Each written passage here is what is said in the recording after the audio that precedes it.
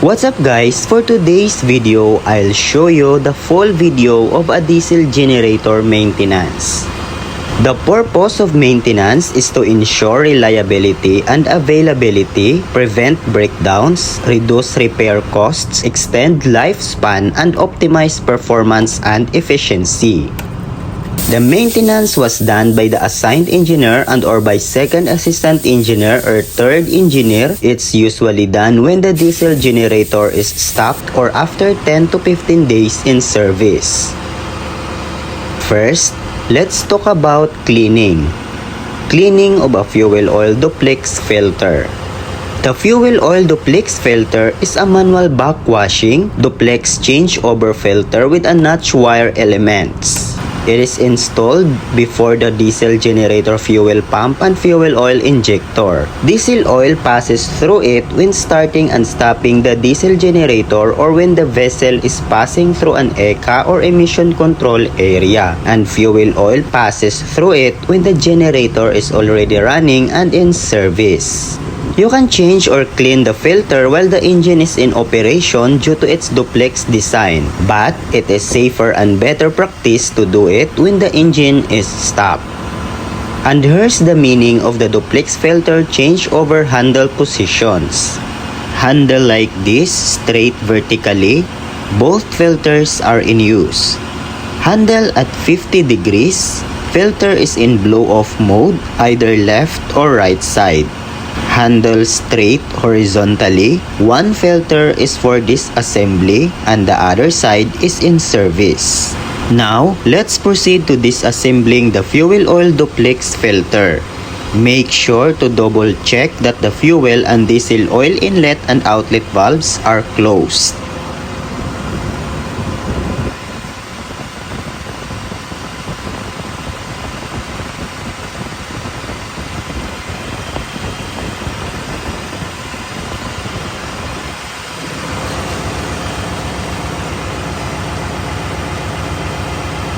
Since we will be doing the maintenance while the diesel generator is in a stop condition, we can disassemble both filters at the same time. And here's what we can do. Open the air relief cap or valve. Open the drain plug valve and drain the diesel oil inside the filter. Remove the heat insulation cover.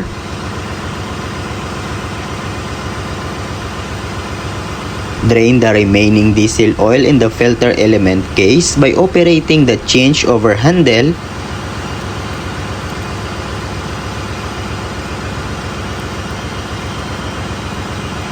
Loosen the cap nut.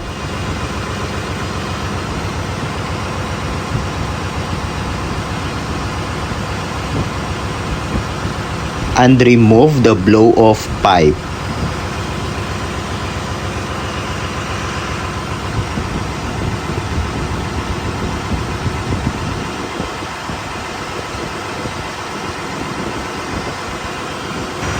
Loosen the 4 bolts.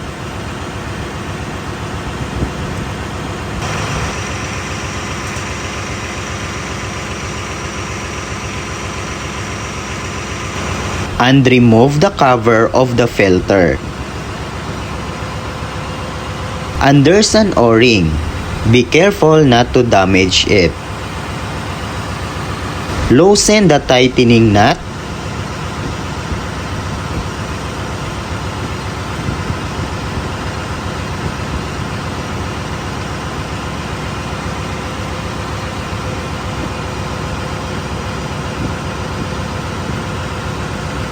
And remove the filter element.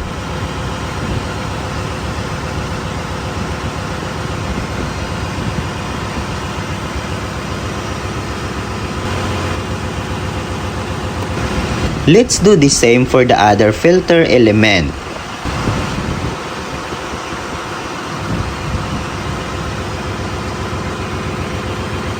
Then, it's time for cleaning the filter with diesel oil.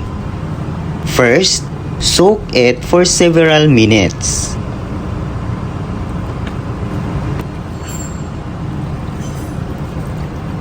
Then use compressed air to remove dirt and unwanted material from inside and outside of the filter element. After that, illuminate the filter and examine the surface of the notch wire for damage. Replace if necessary. After cleaning, it's time for reassembly. It's the reverse of what we did in the disassembling procedure.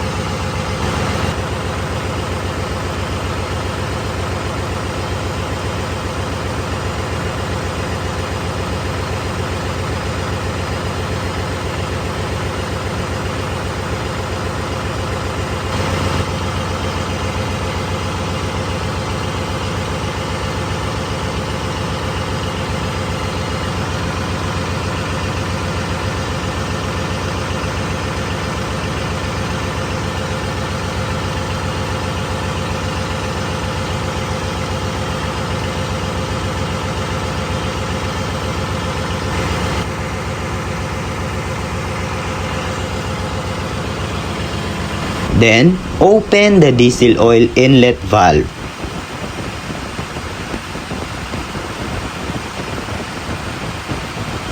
And wait for the diesel oil to come out in the blow-off pipe of both filters. Open the diesel oil outlet valve. Put the generator back on standby mode. And that's it guys. Stay tuned for cleaning the lube oil centrifugal bypass filter. 1, 2, 3, go. Up,